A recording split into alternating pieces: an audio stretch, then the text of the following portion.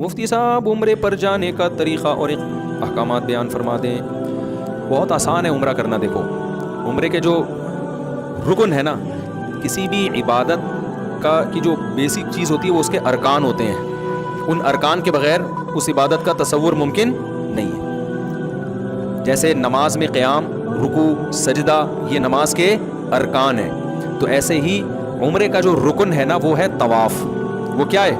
اصل میں عمرہ بیسیکلی جو نام ہے کس چیز کا؟ طواف کا نام ہے۔ آئی بات سمجھ میں؟ شرط کیا ہے؟ احرام کی حالت میں ہونا۔ جیسے نماز کے ارکان ہیں قیام، رکوع، سجدہ، شرط ہے باوضو ہونا۔ تو وضو یہ نماز کا رکن نہیں ہے۔ نماز رکن کہتے ہیں اندر کی چیز، اور شرط کہتے ہیں جو باہر کی چیز ہو، جو براہ راست نماز نہیں ہے۔ تبھی آپ کا پہلے سے وضو ہو تو کرنے کی ضرورت ہی نہیں ہے آپ کو، لیکن پہلے سے رکوع کیا ہوا ہے تو کیا نماز میں رکوع نہیں کرو گے؟ پھر بھی کرو گے دوبارہ، ٹھیک ہے نا؟ تو ارکان جو ہے نا اس کے جو بنیادی چیزیں ہوتی ہیں، تو اسی طرح خوب یاد رکھو کہ عمرے کا جو رکن ہے، اس پہ کلپ بنائیں، یہ لازمی ضروری ہے، بہت سے لوگ یہ سوال پوچھتے ہیں۔ عمرے کا جو رکن ہے وہ ہے بیت اللہ کا طواف۔ شرط کیا ہے کہ احرام کی حالت میں، احرام کی حالت میں، احرام کی حالت کسے کہتے ہیں؟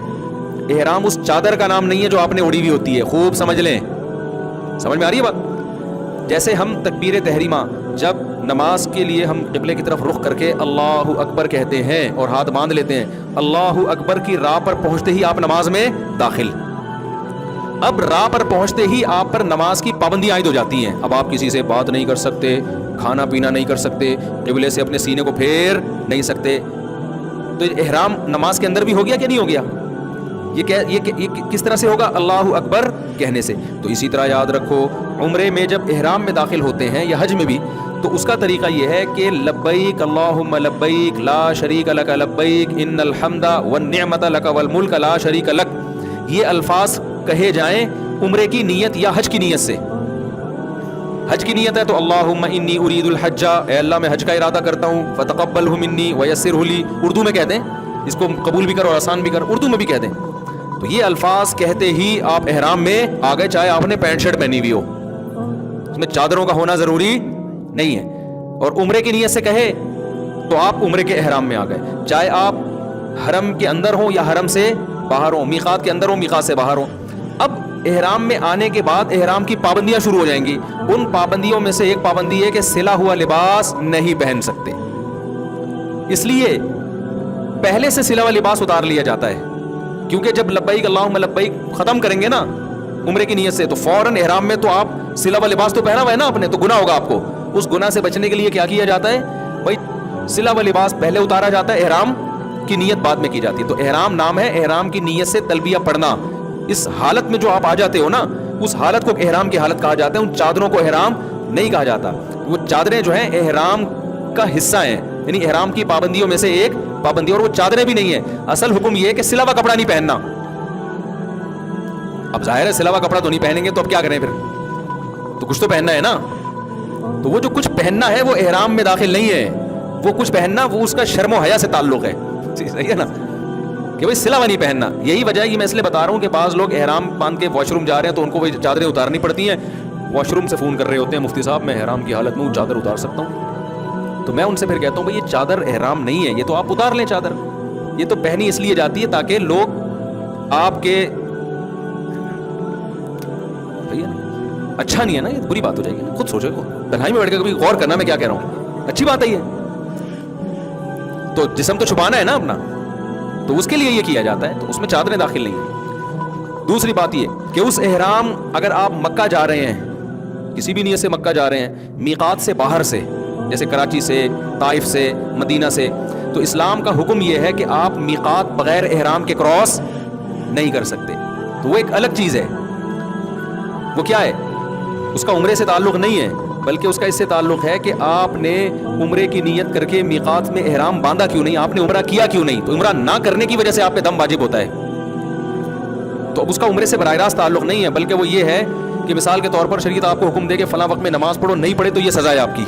تو اب جو بھی باہر سے آ رہا ہوتا ہے مکہ یا بیت اللہ مکہ جا رہا ہے کسی بھی کام سے، تو اسلام اس پر لازم کرتا ہے کہ آپ چونکہ مکہ اللہ کا شہر ہے، آپ اس پہ جا رہے ہو اور آپ ہو بھی مسلمان، تو یہ جو اللہ کی باؤنڈری ہے نا جس کو میقات کہا جاتا ہے، تو پہلے آپ نے جا کے عمرہ کرنا ہے اور احرام آپ کا شروع ہوگا میقات سے پہلے پہلے. یہ اگر آپ نے کراس کیا میقات تو بعد میں احرام تو مان لیا جائے گا, لیکن دم آپ پر واجب ہوگا کہ آپ نے کیوں یہ بغیر احرام کے کراس کیا. سمجھتے ہو کہ نہیں سمجھتے؟ اور جب حرم میں پہنچ گئے آپ, پھر دوبارہ عمرہ کرنا ہے تو پھر احرام باندھنے کے لیے ضروری ہے کہ کم سے کم مسجد عائشہ تک جائے. وہ افضل تو یہی ہے کہ پھر میقات سے باہر جائے, لیکن مسجد عائشہ سے کر لے گا تو بھی اس میں اختلاف ہے علماء کا. ہماری جو رائے ہے وہ اس کے مطابق ہم جواب دے رہے ہیں. تو خلاصہ میں جلدی سے سمیٹتا ہوں. عمرہ نام ہے بیت اللہ کے طواف کا, شرط کیا ہے کہ احرام کی حالت ہو, اور سعی جو ہے نا وہ عمرے کا رکن نہیں ہے, عمرے کے واجبات میں سے ہے. واجبات سمجھتے ہیں؟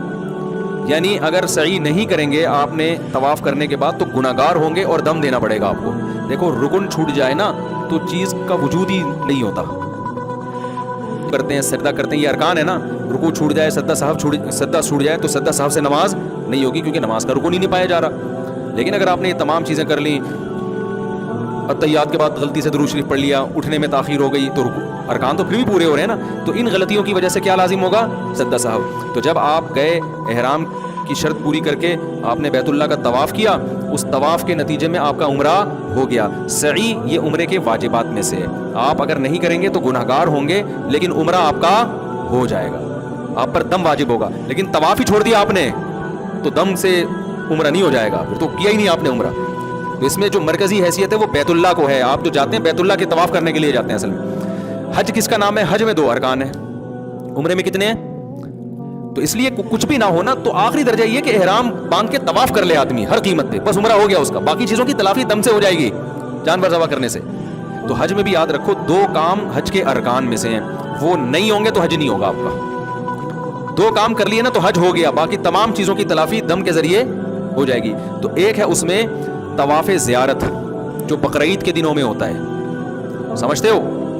حج اس کا نام ہے, یہ جو بقرعید کے دنوں میں, اس کے ٹائم بھی متعین ہے, وہ ٹائم بھی آپ آگے پیچھے نہیں کر سکتے. جیسے فرض نماز کا ٹائم متعین ہے نا, تو جو حج کا فرض طواف ہے اس کا بھی ٹائم شریعت میں متعین ہے. اور دوسرا رکن ہے وقوف عرفہ, عرفہ کے میدان میں 9 ذی الحجہ کو جا کے ٹھہرنا, اور شرط یہ ہے کہ احرام کی حالت ہو. اور یہ احرام کی حالت میں ہونا یہ وقوف عرفہ کے لیے شرط ہے, طواف زیارت کے لیے شرط نہیں ہے. تو 9 ذی الحجہ کو جو عرفات کے میدان میں چلا گیا احرام کی حالت میں, اور وہاں تھوڑی دیر بھی اسٹے کر لیا اس نے, یہاں تک کہ ہیلی کاپٹر سے بھی گزر گیا, کسی بھی طرح اس میدان کی محاذات میں آ گیا, اور پھر بقرعید والے دن اس نے 7 چکر بیت اللہ کے گرد لگا لیے, تو اس کا حج کیا ہو گیا؟ کمپلیٹ. باقی گناہ ہوگا اس کو کہ وقوف منی کیوں نہیں ہے اور سعی کیوں نہیں ہے, تو ان گناہ بھی ہوگا, اور اس کی تلافی کے لیے رمی کیوں نہیں کی اس نے. تو یہ ساری چیزیں کی تلافی کس کے ذریعے ہو جائے گی؟ دم کے ذریعے. اس لیے خوب سمجھ لو کہ اگر حج کا آپ احرام باندھ لو نا تو اب ہر قیمت پہ آپ نے وقوف عرفہ کرنا ہی کرنا ہے. اور جو لوگ طواف زیارت چھوڑ کے آ جاتے ہیں نا حج میں, فلائٹ نکل رہی ہے, تو یہ خوب سمجھ لیں کہ طواف زیارت میں احرام کی حالت تو ضروری نہیں ہے, لیکن جب تک طواف زیارت کوئی نہ کر لے اس وقت تک اس کی زوجہ اس کے لیے حلال نہیں ہوتی, اور عورت نے اگر کیا ہے تو وہ اپنے شوہر کے لیے حلال نہیں ہوتی. کتنے لوگ ہیں طواف زیارت چھوڑ کے آئے ہوئے ہوتے ہیں, ان کے بچے بھی پیدا ہو رہے ہیں, تو یہ غلط ہے. تو ہر قیمت پہ جا کے کیا کرنا پڑے گا؟ تو اس لیے طواف زیارت کو حج میں بہت فوکس کرنے کی ضرورت ہوتی ہے کہ بھائی یہ تو کرنا ہی کرنا ہے.